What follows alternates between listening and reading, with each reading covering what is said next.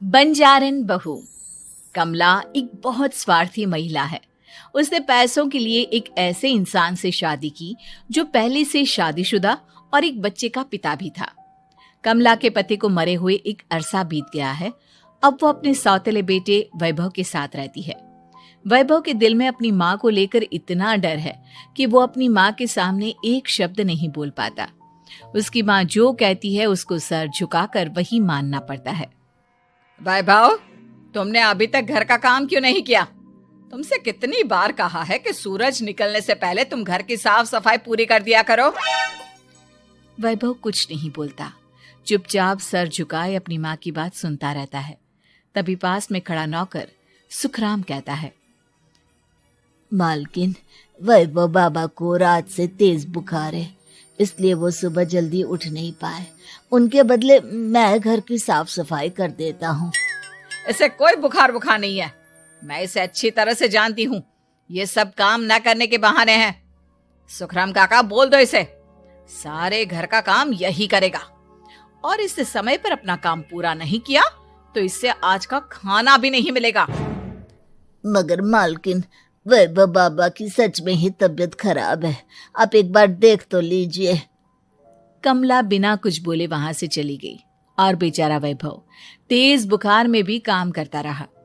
कमला वैभव की शादी एक ऐसी लड़की से कराना चाहती थी जो अनपढ़ हो और कमला से इसी तरह डरे जिस तरह वैभव डरता है, ताकि वैभव की सारी जायदाद और धन दौलत उसकी मुट्ठी में रहे। लेकिन आज के जमाने में ऐसी लड़की मिलना मुश्किल है। कमला कार में यही सब कुछ सोचती जा रही थी कि तभी रास्ते में, अरे ड्राइवर, तुमने कार क्यों रोक दी? और ये इतना शोर कैसा? मैडम, आगे कुछ बंजारों का खेल चल रहा है, इसलिए भीड़ लगी है। मैं अभी भीड़ को साइड में करवाकर कार निकालता हूँ। ड्राइवर भीड़ को साइड करके कार निकालने की कोशिश करने लगा कि तभी कमला की नजर रस्सी पर चल रही एक फुलवा नाम की बंजारन पर पड़ी। क्यों ना मैं इस बंजारन की शादी वैभव से करा दूं? ये तो अनपढ़ लग रही है, मेरे पैरों तले दबकर भी रहेगी।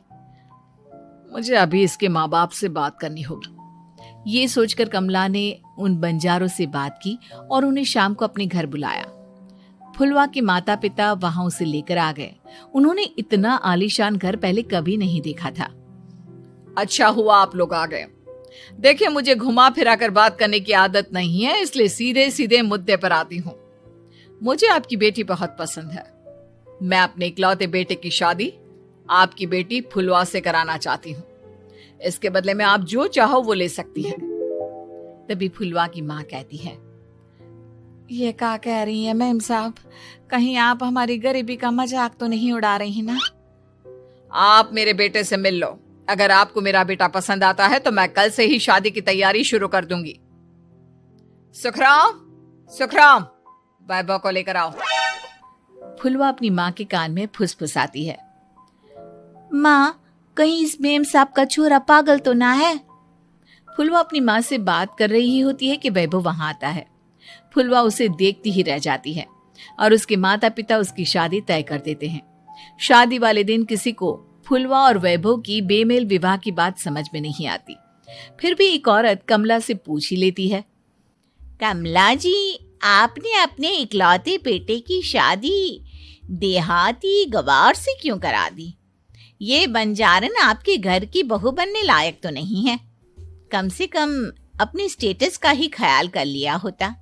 बहू तो अपने टक्कर की लाती, आपने तो बंजारन को ही बहू बना लिया। अब कमला को समझ में नहीं आ रहा था कि इस बात का क्या जवाब दे।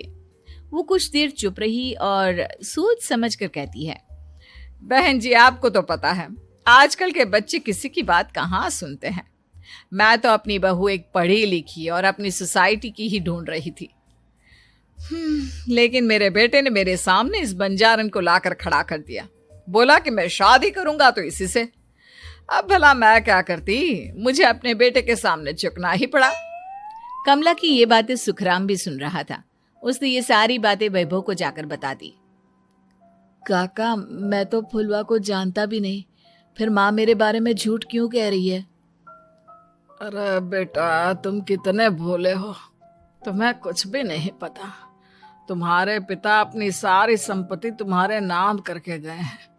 तुम्हारी माँ नहीं चाहती कि यह संपत्ति तुम्हें मिले, इसलिए उन्होंने तुम्हारी अनपढ़ लड़की से शादी करवाई ताकि तुम्हारी तरह वो भी अपने हक के लिए आवाज ना उठा सके। सुखराम काका, मैं क्या करूं, आप ही बताओ। माँ के सामने आते ही मेरे हाथ पैर कांपने लगते हैं। मैं माँ को कुछ भी नहीं कह पाता। वे दोनों बात कर ही रहे थे कि अचानक कमला वहां आ गई। कमला को देखकर दोनों घबरा गए। तुम दोनों फिर कभी बातें कर लेना, अभी फेरों का समय हो गया है, चलो जल्दी आओ। इस तरह फुलवा और वैभव की शादी हो गई। अगले दिन कमला ने फुलवा को बुलाया और उसे नसीहत देने लगी।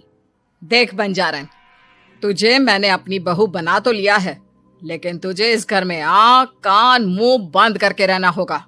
घर का काम कर और अपने पति से मतलब रख, समझी? कमला का ऐसा रवैया फुलवा को बिल्कुल समझ में नहीं आया। उसने वैभव से इस बारे में बात की। सुनिए ना, माँ जी ने जिस तरह मुझसे बात की मुझे अच्छा नहीं लगा। शादी से पहले तो वो मुझसे बहुत अच्छे से बात कर रही थी, लेकिन शादी के बाद उन्हें क्या हो गया? तुम ज्यादा मत सोचो, जैसा माँ कहती है वैसा ही करो। ये कहकर वैभव वहां से चला गया।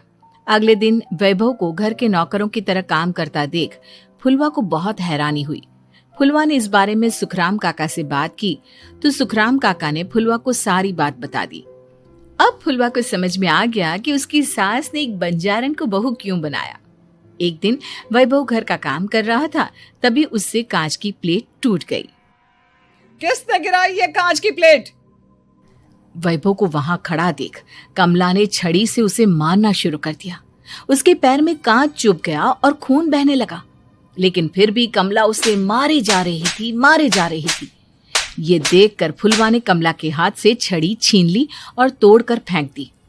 बंजारन, तेरी इतनी हिम्मत, तूने मेरे हाथ से छड़ी छीनी? कमला फुलवा को थप्पड़ मारने ही वाली थी कि फुलवा उसका हाथ पकड़ लेती है। ओ सस माँ, मैंने मॉम की गुड़िया ना समझ लियो। बंजारन हो बंजारन, ईंट का जवाब पत्थर से देना जानती हूँ। आज के बाद मेरे या वैभव जी के ऊपर हाथ उठाने की सोचियो भी ना, समझी ससु माँ? ये कहकर फुलवा वैभव को लेकर वहां से चली गई। उसने वैभव के पैर पर पट्टी बांधी, उसके आंसू पोंछे। वैभव ने पहली बार किसी के दिल में अपने लिए इतना प्यार महसूस किया। अब फुलवा वैभव का हर काम में हाथ बटाती, उसका बहुत ख्याल रखती। इस तरह दोनों बहुत ज्यादा नजदीक आ गए।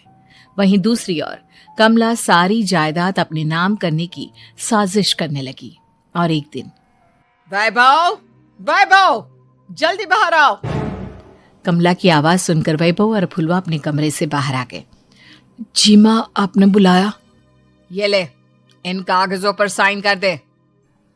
वैभव कागजों पर साइन करने ही वाला था कि फुलवा वैभव के हाथ से पेन छीनकर कहती है, ना वैभव जी, आप इस पर हस्ताक्षर नहीं करेंगे। आओ बंजारन, मैं तुझसे बात नहीं कर रही। ये बात मेरे और मेरे बेटे के बीच की है। चुपचाप पेन दे दे, नहीं तो तेरी खाल उधेड़ लूंगी। ससु माँ, बंजारन की खाल इतनी भी ढीली ना होवे कि कोई भी उधेड़ लेवे। जो यकीन ना आता हो तो देख ले उतार के। और हाँ, बंजारन जरूर हूँ पर अनपढ़ ना हूँ। मैंने भी पता है कि किसी भी कागज पर साइन करने से पहले उसे अच्छी तरह पढ़ लेवे हैं। पेन देती है या नहीं? ये कहकर कमला फुलवा को मारने आई तो फुलवा ने कमला को धक्का दे दिया और वो नीचे गिर गई। कमला डरकर वहां से भाग गई। अब फुलवा ने वो कागज उठाए और वैभव के साथ सीधा वकील के पास चली गई।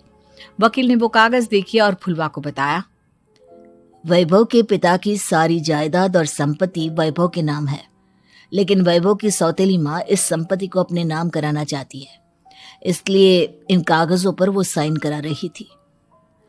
तो अब हमें क्या करना चाहिए वकील साहब? वकील ने फुलवा और वैभव को सब कुछ अच्छी तरह से समझा दिया।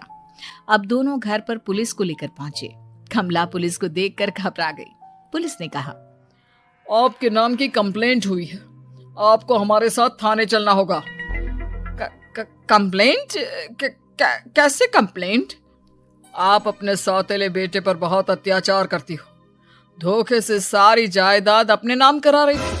अब नहीं इंस्पेक्टर साहब, जरूर ये मेरी बहू की कोई साजिश है, इसने गलत कंप्लेंट की है। मैडम, शिकायत आपकी बहू ने नहीं बल्कि आपके बेटे वैभव ने की है। कमला वैभव का नाम सुनकर दंग रह गई। जिस बेटे ने कभी उसके सामने सर नहीं उठाया था, आज वही बेटा उसके सामने पुलिस को लिए आया है। वैभव, तुम्हारी इतनी हिम्मत कि तुम पुलिस को ले आए? हाँ माँ, मैं लाया हूँ पुलिस को, और मेरे अंदर इतनी हिम्मत कभी ना आती अगर फुलवा मेरा साथ ना देती। आपने बंजारन बहू को लाकर अपने ही पैर पर कुल्हाड़ी मारी है माँ। मैडम, अब की बात खत्म हो गई हो तो चलो हमारे साथ। वैभव, मुझे माफ कर दो, मुझे थाने मत भेजो। आज के बाद मैं तुम्हें कभी नहीं मारूंगी, तुम्हें कभी परेशान नहीं करूंगी, मुझे माफ कर दो। वैभव अपनी कंप्लेंट वापस ले लेता है और पुलिस वहां से चली जाती है। वैभव अपनी सौतेली माँ से कहता है, मैंने पुलिस को वापस तो भेज दिया है, लेकिन मैं आपको माफ नहीं कर सकता। आपने बचपन से आज तक कभी मेरे सर पर हाथ नहीं रखा, हमेशा मुझे मारती रही, नौकरों की तरह बर्ताव करती रही। आप इस घर में नहीं रह सकती, चली जाइए यहां से। कमला घर छोड़कर चली गई और सड़क किनारे खड़ी होकर सोचने लगी, काश मैंने वैभव को माँ की तरह प्यार किया होता तो आज मैं इस तरह से बेसहारा ना हो जाती। शिल्पी घर के काम से फ्री होती तो बोर होती, जिसके बाद उसने घर में ही दुकान खोलने की सोची। अरे ये इतने सारे कपड़े, अरे बहू क्या करेगी इनका?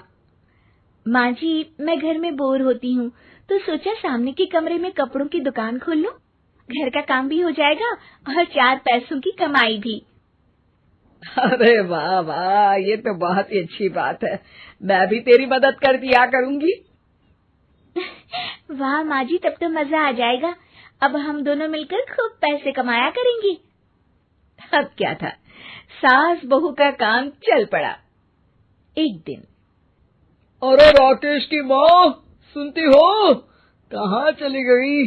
भूख के मारे पेट में चूहे कूद रहे हैं। अरे नंदिनी, कहाँ हो? भूख लग रही है। पापा कहाँ है माँ? पता नहीं बेटा, भूख लग रही है, आज तो किसी ने चाय भी नहीं पूछी। तभी सास बहू घर के अंदर ढेर सारे सामान के साथ आती हैं और वो भी हंसती हुई। अरे वाह बहू, ये तो बड़ी अच्छी मार्केट दिखाई तूने, बड़ा ही सस्ता सामान था। हाँ माँ जी, और ये सामान हम डबल पैसों में बेचेंगे, मजा आ जाएगा। अरे बहू, भूख लग रही है, कुछ खाने को दे दे। माँ, क्या बात है, आज किसी ने पापा को चाय भी नहीं दी? अरे बेटा, अब 40 साल में तेरे पापा ने क्या चाय बनाना भी नहीं सीखा?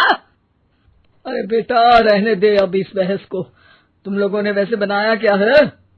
बहू परेशान हो जाती है और सास को अकेले में लेकर जाती है। माँ जी, आज तो हम लोगों ने खाना ही नहीं बनाया। अरे बेटा, बाहर के छोले भटूरों से पेट इतना भर गया कि याद ही नहीं रहा कि घर में ये लोग भी हैं खाना खाने के लिए। अब क्या किया जाए? तभी घर में एक महिला आती है। जी, वो सुना है आप लोगों की यहाँ साड़ी बिकती है, जरा दिखाएंगे क्या? हाँ हाँ, क्यों नहीं। माँ जी, आप इन्हें साड़ी दिखाइए, मैं तब तक पिताजी और इनके लिए खाने का इंतजाम करती हूँ। सास उस औरत को लेकर सामने वाले कमरे में चली जाती है जहाँ उन लोगों ने दुकान खोली थी। वहीं बहू भी किचन में चली जाती है। अब इतनी जल्दी क्या बनाऊं? पापा जी तो खाने के लिए भी बैठ गए हैं। आइडिया, मैं खाना बाहर से ही ऑर्डर कर देती हूँ। थोड़ी देर में खाना आ जाता है और बहू टेबल पर खाना लगा देती है। हे भगवान, कितनी कड़वी दाल बनाई है बेटा। नहीं नहीं पिताजी, वो क्या बात है नंदिनी, रोटी तो चबाई ही नहीं जा रही है, लग रहा है रबड़ खा रहा हूँ। एक तो इतने महंगे होटल से खाना मंगवाया और वो भी इन लोगों को पसंद नहीं आया। तभी सास नोट गिनती हुई बाहर आती है। वाह माँ जी, बड़ी कमाई हुई लगती है। हाँ, मैंने वो 2000 वाली साड़ी 3000 में बेच दी। अरे वाह माँ जी। दोनों सास बहू बहुत खुश हो जाती हैं। मेरे पेट में ना बेटा जोर का दर्द हो रहा है। अरे माँ, क्या हुआ? पेट में दर्द? बाहर का कुछ खाया था क्या? मैदा तो नहीं खा लिया? मैंने छोले भटूरे खाए थे। माँ, क्यों खाए? आपको तो पता है कि आपको मैदा सूट नहीं करता। चलिए माँ को डॉक्टर के पास ले जाते हैं। तभी अंदर से पापा की आवाज आती है। हे भगवान, मेरा तो पेट खराब हो गया। सब पिताजी के पास जाते हैं। पिताजी, आपको क्या हुआ? खाना बासी था शायद। अरे पिताजी, नंदनी जानती है कि बासी खाने से आपकी तबीयत खराब हो जाती है, तो वो ऐसा क्यों देगी, है ना नंदिनी? वो खाना मैंने बाहर से ऑर्डर किया था। मैं और माँ दुकान का सामान लेने गए थे, इसलिए खाना नहीं बना पाए। क्या नंदनी, दुकान के चक्कर में तुमने तो सारे घर का हाल बिगाड़ रखा है। चलो अब माँ और पापा को लेकर अस्पताल चलते हैं।